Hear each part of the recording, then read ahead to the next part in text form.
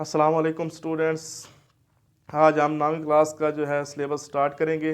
आप लोगों ने जो है कॉन्सेप्ट के ऊपर फोकस करना है, रट्टा नहीं लगाना। मैथ हमेशा समझने से आती है, अगर आप रट्टा लगाएंगे तो इसका आपको कुछ भी पल्ले नहीं पड़ेगा। तो आज हम जो है 9वीं क्लास का पहला जो चैप्टर है उससे स्टार्ट करेंगे। मैं हूं Mohammad Hasan Raza. Let's math together. सबसे पहले मैं आपको बताना चाहता हूं कि एक इम्पॉर्टेंट MCQs है।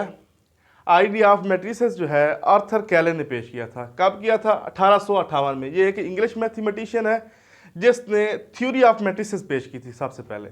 ये आपका जो है एक इम्पॉर्टेंट जो है MCQs है। ये आपसे इम्तिहान में जो है पूछा जा सकता है कि थ्योरी ऑफ मैट्रिसेस भी पूछी जा सकती है, किसी तरीके से भी बना सकता है, या फिर आपसे पूछा जाएगा कि आइडिया ऑफ मैट्रिसेस किसने पेश किया या कब पेश किया गया।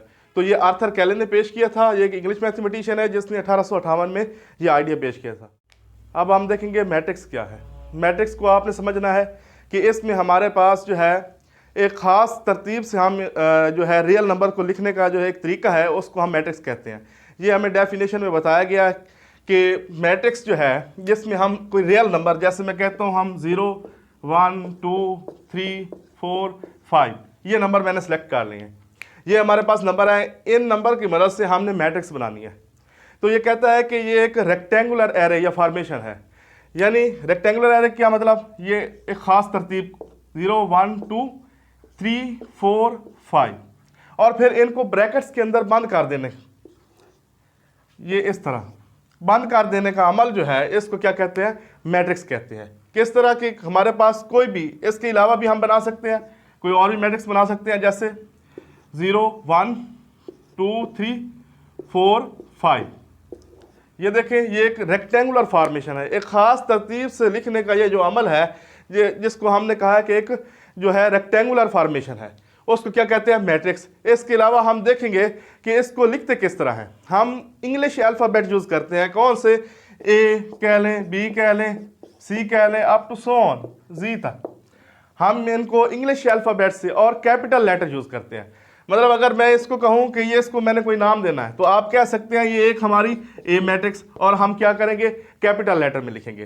तो इसी तरह इसको भी आप लिख सकते हैं, इसको B कह लें तो ये भी कैपिटल लेटर होना चाहिए। तो ये चीज़ आपने ज़हन में रखनी है। और ये जितने भी नंबर हैं इनको हम क्या कहते हैं? Real numbers. ठीक है ना? रियल नंबर्स की मदद से हम जो है मैट्रिक्स बनाते हैं, जिसमें प्लस माइनस और ज़ीरो ये रोज और कॉलम क्या है। किसी भी मैट्रिक्स में जो मैं कहता हूँ ये हमारे पास कोई मैट्रिक है 2 3 4 5 2 7, हम देखते हैं कि इसमें रोज कौन सी हैं और कॉलम कौन से हैं। तो इंट्रीज प्रेजेंटेड इन हॉरिजेंटल वे, ऐसी इंट्रीज जो हॉरिजेंटल वे में होती हैं उनको हम क्या कहते हैं? रोज कहते हैं। कैसे? ये देखें, ये जो इंट्रीज हैं ये हमारे हॉरिजेंटल वे में है। इसको आप कहेंगे ये हमारी R1 यानी रो 1। देखेंगे और भी रोज बन रही हैं। ये सेकंड है, ये इंट्रीज भी क्या है? हॉरिजेंटल वे में प्रेजेंट हो रही हैं, तो इसमें क्या है? आप लिखेंगे R2। इसी तरह ये एक तीसरी भी हमारे पास एक तीसरी रो बन रही है R3। इसको हम कहते हैं कि ये हमारी रोज है। किसी भी जो है मैट्रिक्स में हम रोज जो है इस तरीके से मालूम करते हैं। इसके अलावा कॉलम की बात करते हैं, कोई और जो है हम मैट्रिक्स लेके देख लेते हैं। जैसे मैं कहता हूँ हमारे पास कोई मैट्रिक्स है 2 3 1 7 5 0 2 -1 2। ये हमारे पास कोई अदर मैट्रिक्स है। इसमें हम देखेंगे कि हमारे कॉलम कितने हैं।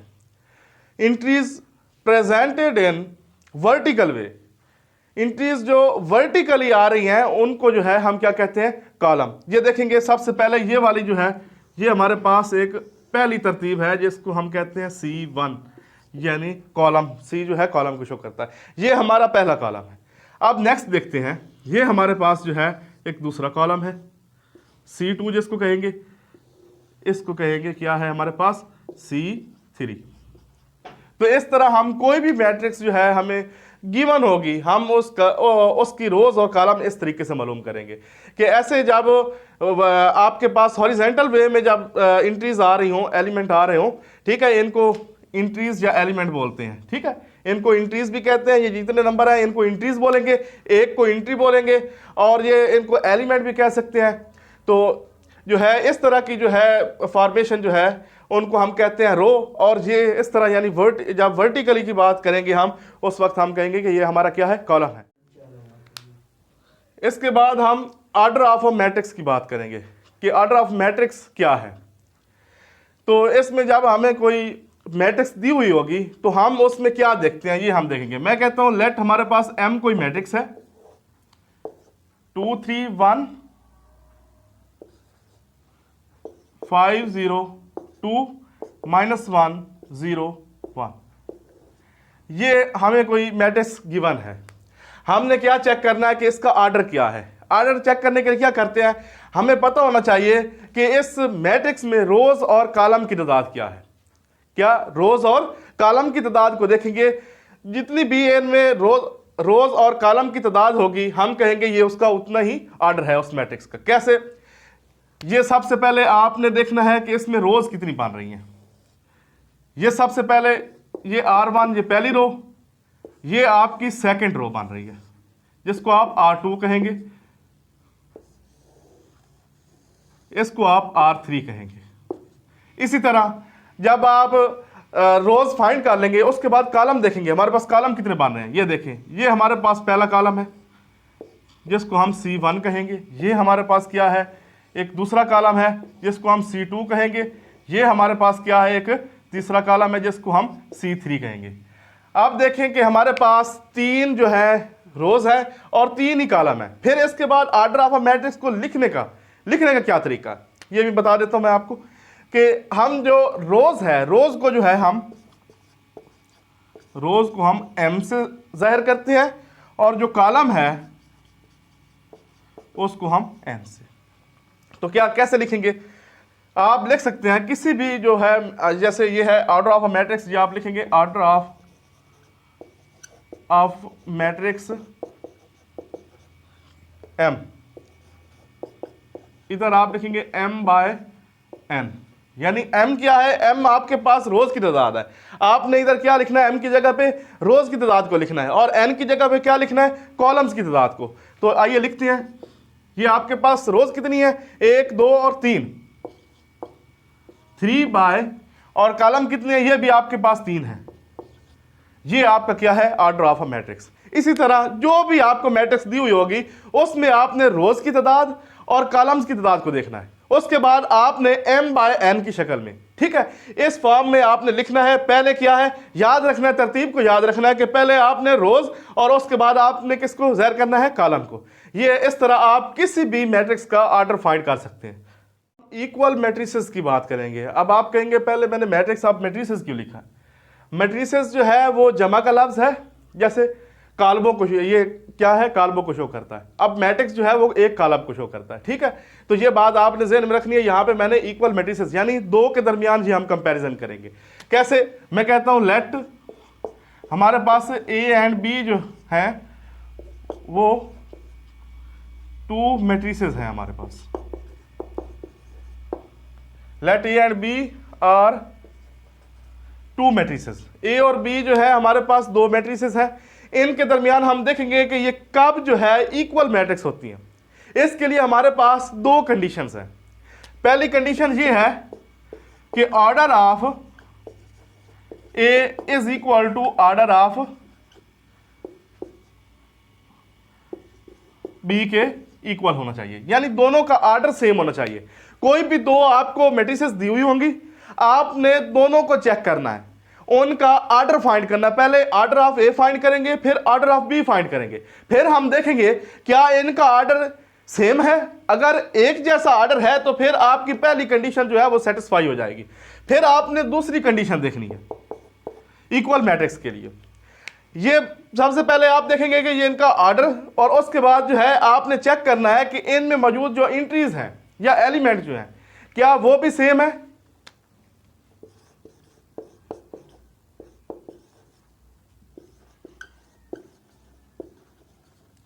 अगर एंट्रीज सेम हो तो फिर हम कहेंगे ये हमारे पास क्या है, इक्वल मैट्रिसेस है। इसको हम देखते हैं कि एग्जांपल देख लेते हैं इसकी, आपको इसकी ज़्यादा आसानी के साथ समझ आ जाएगी।